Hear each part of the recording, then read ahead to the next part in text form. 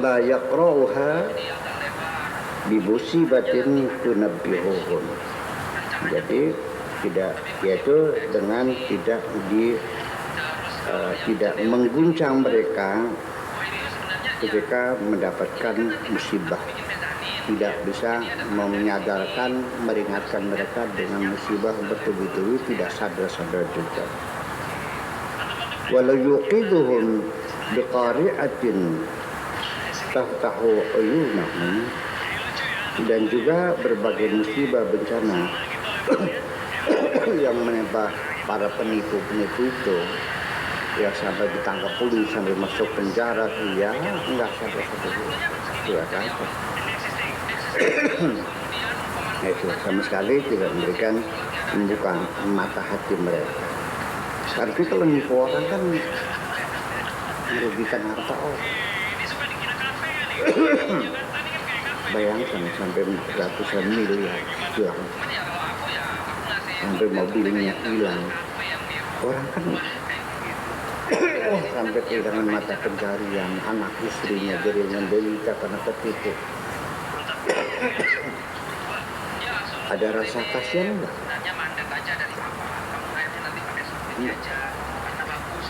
Tega, terlalu tega, tipu. Ya, semacam itu.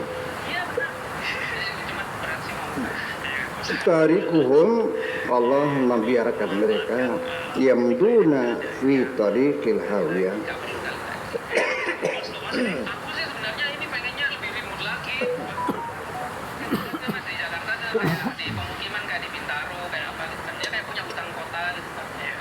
Oleh Allah mereka dibiarkan terus melangkah kepada jurang kehancuran. Wa namuddum fi tughyanihim, ya kami biarkan mereka dalam ketersesatannya. Kata orang sini namanya bijor. Bijor ternyata dilepasin aja, terserah gitu. Fi tariqil hawiyati hatta yasqutu, sampai mereka terjatuh dalam lubangnya. Wa dzalika huwa hudahullah subhanahu lahum, itulah tipuan Allah terhadap mereka seperti itu. Kalau perlu ya jalannya dihias-hias supaya mereka terjumus sekalian, dijeblosakan sisan. Kata bahasa sininya dijeblosakan sisan, sekalian dijebloskan sekalian, didorong sekalian gitu. Dan mereka tidak sadar. Fal qari'u wal mihanu katsiran. Segala macam musibah, segala macam bencana banyak terjadi. Ma takunu rahmatan minallah, tapi itu bukan rahmat dari Allah, bukan. Hina tusibul ibad, ketika menimpa hamba-hamba Allah. Fataruddum sari'an anil khata'i. Ya kalau hamba Allah sih, orang lagi kena musibah tuh biasanya segera memperbaiki diri. Begini, kita sehari-hari dan melihat orang itu bagaimana menyikapi kehidupan ini. Saya tidak akan mengatakan orang itu gagal ketika usahanya bangkrut, ketika dia terjatuh, apabila orang itu lalu bangkit lagi. Kemudian kesalahan-kesalahan yang pernah dilakukannya dia perbaiki lagi. Semua kesalahan yang pernah dilakukan mengakibatkan dia mendapat kerugian, itu dijadikan pelajaran untuk dirinya dengan cara memperbaiki kesalahan-kesalahan supaya ke depan tidak melakukan. Orang wajar itu mah. Nah, tetapi orang-orang yang semacam ini itu tidak pernah ada keinginan untuk memperbaiki diri. Selalu saja yang disalahkan orang lain. Biasanya gara-gara kamu. Ini sebabnya kamu.